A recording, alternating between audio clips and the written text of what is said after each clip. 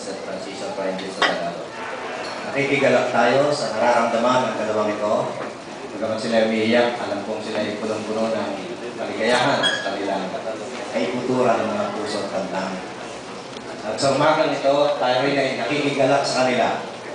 Bagaman, alam natin na ang pag-aasawa ay hindi naman po ganoon kadalinaw. Gaya ng tanong na isang bata sa kanyang tatay, sabi niya, "Tatay, magkano po ba ang halaga ng pagpapakasal o pag-aasawa kay mama?" Sabi ng tatay, "Hindi ko alam na. Hanggang ngayon kasi pinagpapayaran mo pa." Whatever that means. I hope ang mga bagay na ito ay hindi mangyayari sa inyong mag-asawa. Iyon ay mga maaaring hindi mangyayari kung ating susundin ang mga prinsipyong nakapaloob sa banal na kasulatan.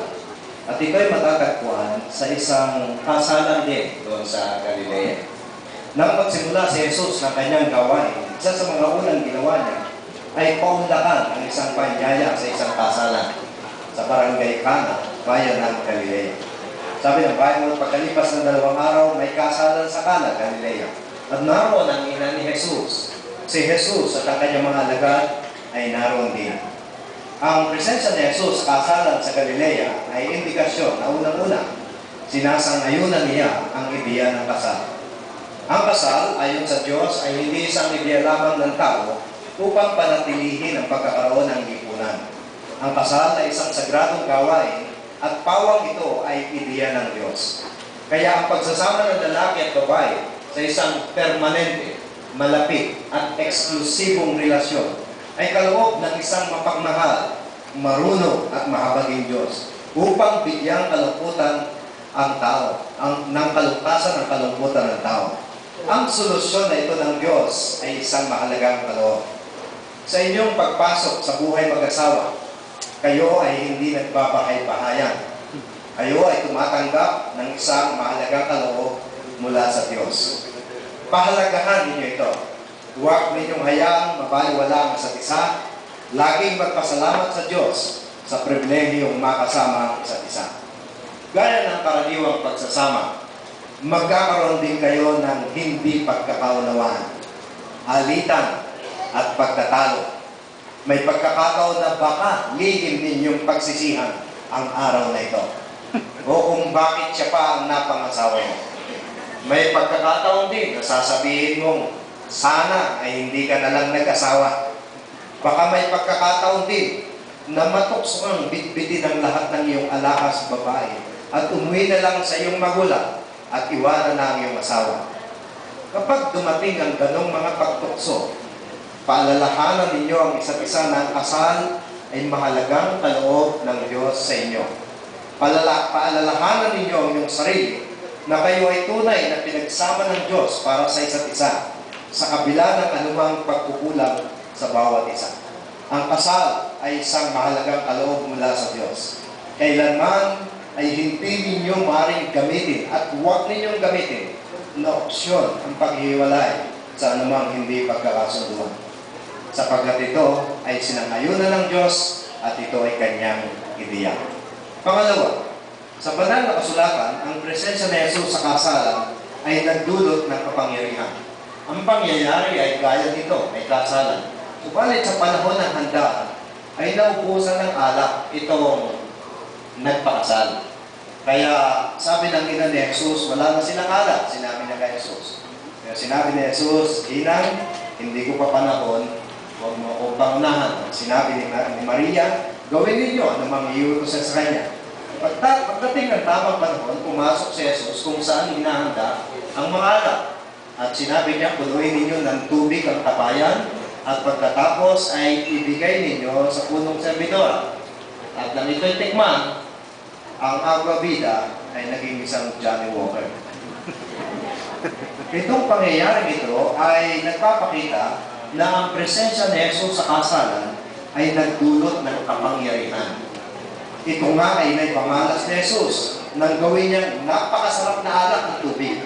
At gaya ng bagong kasal sa Cana, kayo rin dalawa, Lucille at Iris, kailangan nyo rin si Kristo at ang kanyang kapangyarihan, hindi lamang sa araw na ito na inyong kasal, kundi sa buong buhay ninyo na magkasama kayo. Sapagkat kung wala si Kristo, wala ring kapangyarihan ang inyong pagsasama. Maaaring makatulad lamang tayo sa ibang mga nagsasama na habang naglalakad, napansin na isang mama, na isang pastor, yung isang bata, sinabi, bakit ko umiiyak? Nasaan ang mga magulang mo at anong pangalan mo? Anong pangalan mo? Sabi niya, Impactito po. Totoo ba ang pangalan mo yan? Sabi niya, totoo po, Impactito. Saan ka nakatira? Doon po sa impyerno. Nagulat yung pastor. Awawa ka naman. Sino pa ang mga nanay mo? Yung po si Impacta po. At sino naman tatay mo? Yung pong si Demonyo. Nagulat kayo ng pastor, inihatid niya.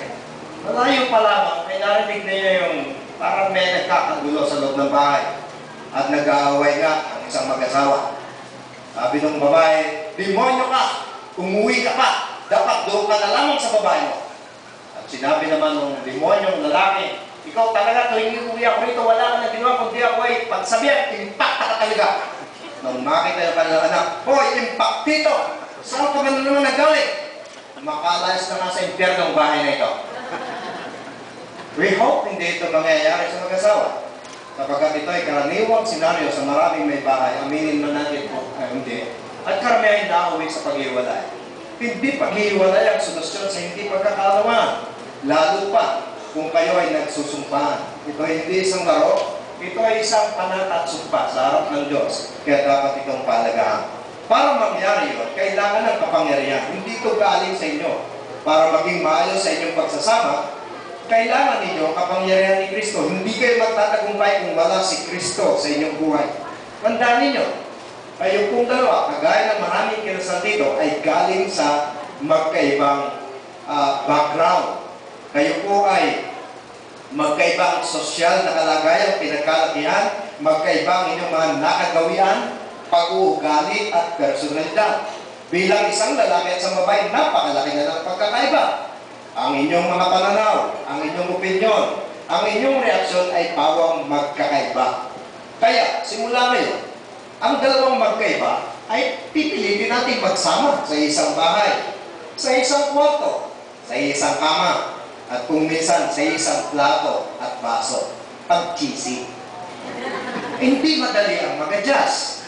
Para maging isa kayo sa isip, sa puso at layunin, hindi lamang himala ang inyong kailangan, kundi kailangan din ninyo ang kapangyarihan mula sa langit. Sa inyong sarili lamang, hindi ninyo kaya ibigay ang inyong sarili sa isa't isa. Tanging ang presensya ni Kristo ang magdudulot ng kapangyarihan sa inyong pagsasama. Meron pa pala kayong isang bagay na dapat ay pwede rin kayong magkaisa. Isang toothbrush. Paminsan-minsan lang. Pangatlo, makikita ninyo na nang tulungan ni Jesus ang bagong kasal, ipinamalas ni Kristo ang kanyang pagmamalasakit sa mga tao. Alam po ninyo, sa sinaunang kaugalian sa buhay sa Palestina, magpasalamat kayo sila. Ang handaan sa kasal ng unang panahon ay tumatagal mula 3 araw hanggang 1 buong linggo o higit pa. Kaya sila mamulubi noon. Pero yung may kaugalian, noong mga panahon yun, kapag naubusan ka ng alak, na siyang pangunahing inumin kaysa tubig, sa gitna ng pagdiriwang, ito po ay isang malaking kahihiyang panlipunan. Kinabukasan na sa inquirer ka na. You see, kinapos ng budget sa pagpapakasal. Malalagay sa alanganin ng pamilya, magiging katatawanan, usap-usapan, at bulong-bulungan sa buong komunidad. Magpapakasal hindi naman pala kaya. Ito ay isang malaking kahihiyan. Subalit sa kasalang ito, pumagitna si Jesus at ipinagkaloob kung ano ang labis na kinakailangan.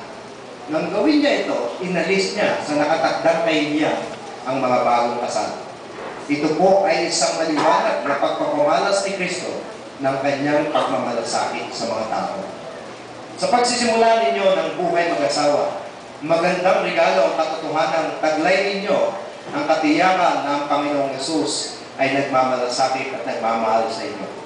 Alam niya ang inyong mga pangailangan at siya'y magkakaloob sa inyo habang kayo ay nagtitiwala sa Kanya. At alam ko rin na kayo ay nakapaghintay hanggang sa oras na ito. Tama ba? Tama ba? Tama yan. Kasi noong unang panahon,